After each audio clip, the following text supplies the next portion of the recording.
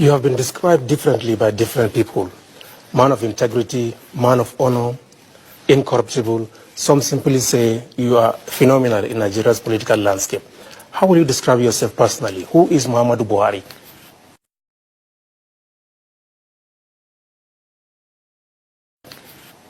Well, I like to start by praising teachers of my generation. I spent 9 years in boarding school, 3 years in primary boarding, and 6 secondary school. Now I think they do 5 years or 4. The teachers then, they were treating children and students like their own children.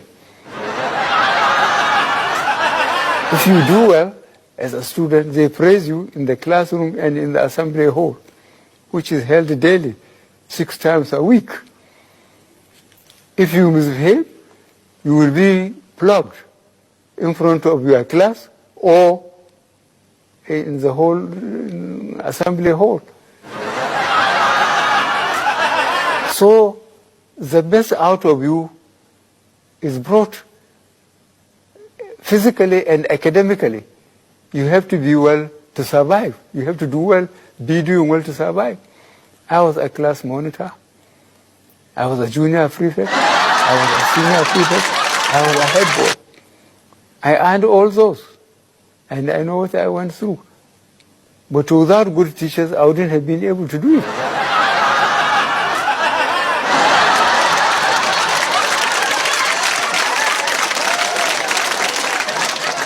So who is Muhammadu Buhari? I think I went through hell throughout my career in the military. I was a lieutenant in Lagos during the first coup, 15th January 1966. And if you bother about Nigerian history, you read coup, counter coup, civil war, coup, counter coup. I was all in it, including in detention for 3¼ years. So I'm fully qualified, as a sufferer in Nigeria. Mr. President Welkos, I wonder if you would tell us how you intend to approach it with particular reference to the amnesty, bunkering, and inclusive development. Thank you. Inclusive government. Inclusive government.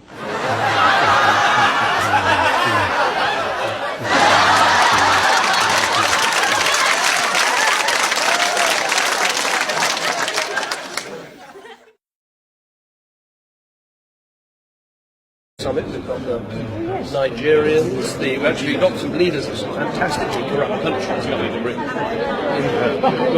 Nigeria and Afghanistan, possibly the 2 most corrupt countries. But this particular president is actually not corrupt. No, he's trying very hard. They are coming at their own expense.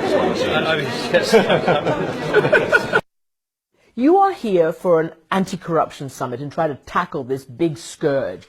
Of course, it's been overshadowed by what the Prime Minister said to the Queen about your country in Afghanistan, calling you fantastically corrupt. What is your reaction to that? Well, I think he's been honest about it. Mr. President, would you like to see an apology from the Prime Minister? No, not at all. Why not? Are you embarrassed by what he said? He wants his money back. Are you embarrassed by what he said? No, I'm not. Is Nigeria fantastically corrupt? Yes.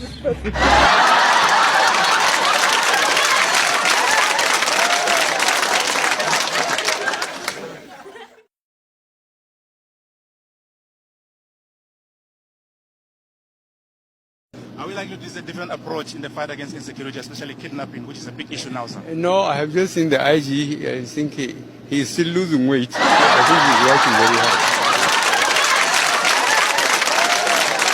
Are we likely to use a different approach in the fight against insecurity, especially kidnapping, which is a big issue now, sir? No, I have just seen the IG. I think he is still losing weight. So I think he's working very hard. President Buhari, there's great interest in your thoughts on many issues, on investments in the Northeast, on the Continental Free Trade Agreement. Feel free to take your pick, but would you like to take the microphone and leave us with a final thought from you?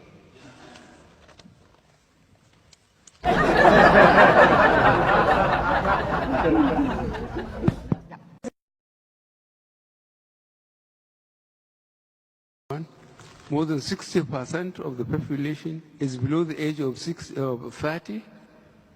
A lot of them haven't been to school, and they are claiming, that Nigeria has been an oil-producing country. Therefore, they should sit and do nothing and get housing, healthcare, education free. But let me tell you that recently, my Minister of Education or for Information was constrained to answer a question when people accuse the administration of doing nothing. He said, let Nigerians be reminded what position we were before May 2015, what condition we are now, and what we have achieved between then and now. You've been accused of being the leader of the North, but somebody who doesn't extend that appeal to the other parts of the country. And in fact, you've been accused of not really respecting the diversity of Nigeria. What do you say to that? Yeah, I think the merger we have been able to consolidate of all progressive confidence. I think it is the mind of those. Sir, I'm talking about security. Our soldiers went to the war front, in particular in Northeast, and many of them are injured. Specifically, many of them suffered disability. In March 21st, 2015, Mr. President, you promised in Lafia, Nasarawa State, that you are going to support and work with the National Assembly to sign the disability bill if they send it to you. On the 18th of December 2018, the National Assembly transmitted the disability bill to your office. Sir, my question, how do you protect these Nigerian soldiers that have suffered disability by signing a law that will protect them from discrimination and harmful practices? Thank you, sir. Thank you. Yeah.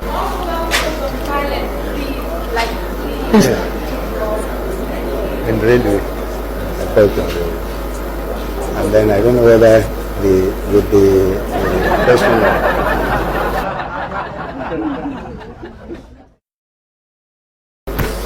Disability bill that was transmitted to you by the National Assembly and which you haven't signed. Do you want to respond to that?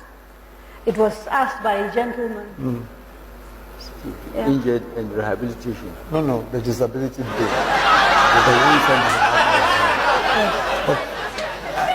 Disability bill. It's been sent to the President. I think we sent to the National Assembly.